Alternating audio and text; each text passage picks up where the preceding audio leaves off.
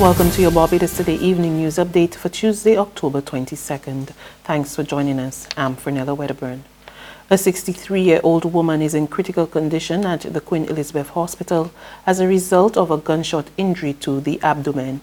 Police say they received information from a caller around 11:57 this morning that the woman had been shot during an argument with a man while at Clark's Road, Delamere Land, St. Michael.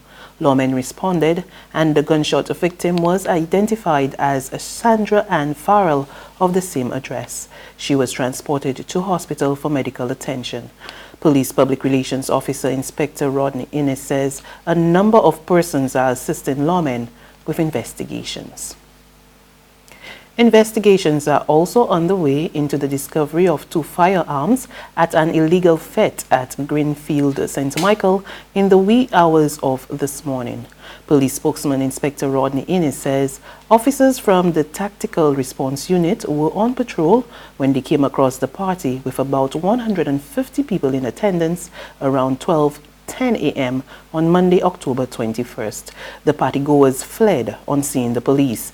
A search was conducted and the guns, a .40mm Glock 22 with an extended magazine containing 21 rounds of ammunition and a .40mm Glock 23 with a magazine containing 14 bullets were found and seized.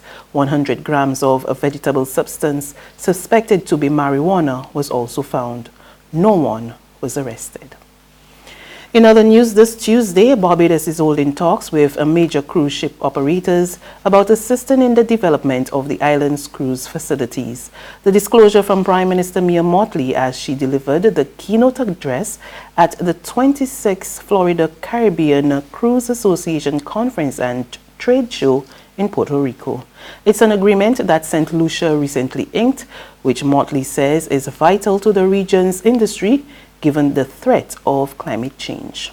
Being on the front line of a climate crisis means that we've got to spend money to do things that we would not otherwise have had to spend money to do. And therefore, there's still a limited pool from which to draw. That recognition by this industry, especially in the course of the last year, is perhaps the most significant development for me that has happened.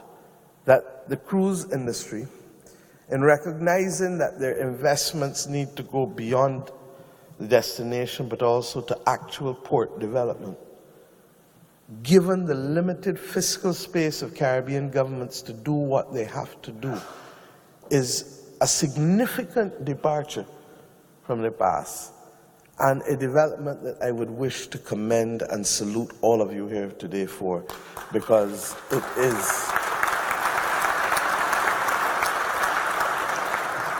it is critical for us.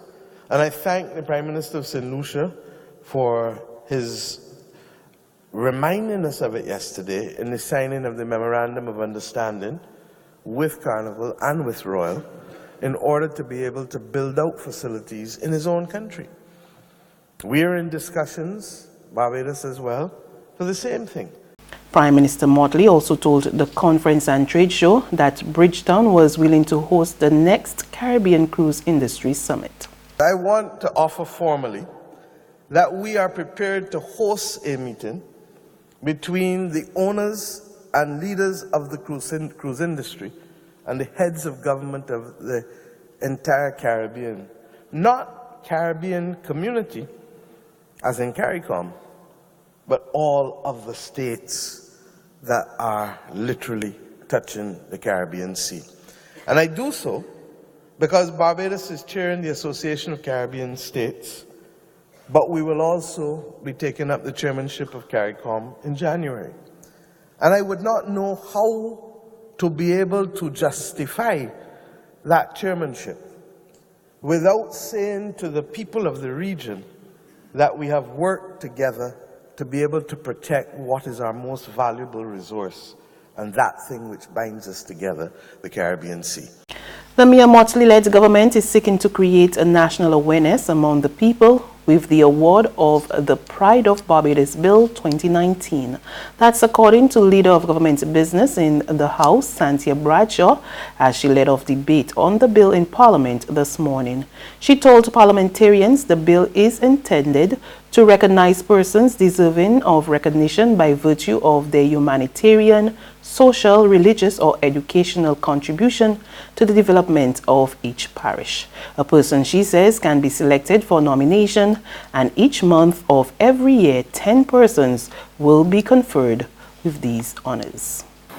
The persons who become eligible for the conferment of this award, sir, Section 5 of the legislation provides that a person who is a citizen of Barbados or is entitled to be registered as a citizen of Barbados or is a permanent resident of Barbados, and through their sacrifice, their diligence and dedication to service has made an outstanding contribution to community life in a parish in Barbados or to the improvement of economic and social conditions in a parish in Barbados is eligible for the conferment of this award.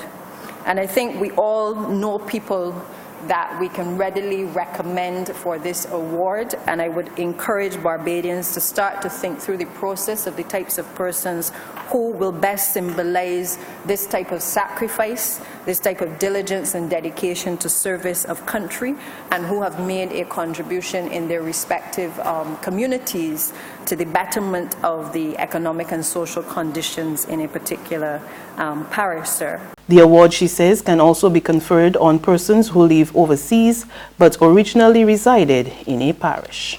We believe that a Barbadian, especially if we're educating global citizens, that we are educating global citizens to be able to play a part and to give back to Barbados. And this bill recognizes those persons who, again, will often say that sometimes the country doesn't recognize them, that they work hard to do things in their communities or they work hard to do things for country. There's regional and international news after this short break. It's Festive Friday at the Bridgetown Night Market at Pelican Craft Center. Kick off the weekend this Friday from 4 p.m. to midnight with loads of food, drinks, and entertainment. Get ready for Crop Over with the Rhythm Roots Street Parade. Party like it's Kadooman Day on the street around Pelican Village with costume reveler, music, and more. It's Festive Friday. It's Festive Friday at the Bridgetown Night Market at Pelican Village Center from 4 p.m. to midnight. Admission free.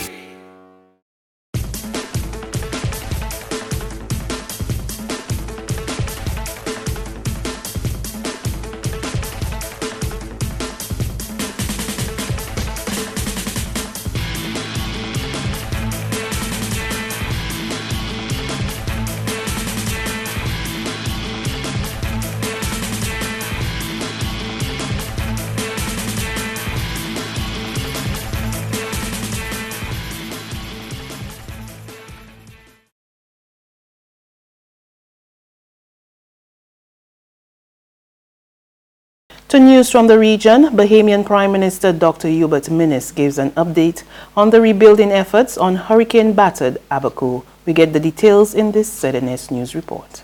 After assessing hurricane relief and recovery efforts in Marsh Harbor, Cooperstown, Dundastown, Blackwood, Sandbanks, Spring City, and Elbow and Manowar Keys on Friday, Prime Minister the Most Honorable Dr. Hubert Minnis admitted during a press conference at his Cable Beach office this morning that there is progress on the ground across Abaco, but there is still a long road to recovery and reconstruction, and the rebuilding of Abaco, he says, is going to take a long time. We must rebuild with great care and attention so that Abaco and the Abaco Keys are stronger and more resilient, especially in the face of the threats from climate change, including stronger hurricanes and rising sea levels. The Prime Minister revealed that land has been cleared for the Family Relief Center near Spring City. Public schools in Abaco are expected to reopen in January, and power is expected to be restored to North Abaco by the first week of November and on Green Turtle Key by mid-November. Prime Minister Minnis also announced government's intention to execute the largest deployment of government personnel in the country's history in the aftermath of a natural disaster. He said starting next week, Abaco residents will be able to utilize the government's one-stop-shop facility. And on the international front, we take a look at developments in Canada. Justin Trudeau's Liberal Party has retained power in a narrow Canadian election win. More in this Reuters TV report. It means that the country's incumbent Prime Minister will hold on to his job. You are sending our Liberal team back to work, back to Ottawa with a clear mandate. We will make life more affordable. We will continue to fight climate change. We will get guns off our streets, and we will keep investing in Canadians. But the 47-year-old will enter a second term with less power than before and will now need the support of a smaller left-leaning party in order to govern. Trudeau is seen as one of the world's most high-profile progressive leaders. He took power in 2015 as a charismatic figure, promising sunnier ways and championing diversity. But his hard-fought election campaign has been tainted by scandal. His popularity dropped as old photos of him in blackface emerged, and his handling of a corporate corruption case was widely criticised. In August, a top watchdog said Trudeau breached ethics rules. And that's news, but for the very latest, visit us at www.barbadostoday.bb.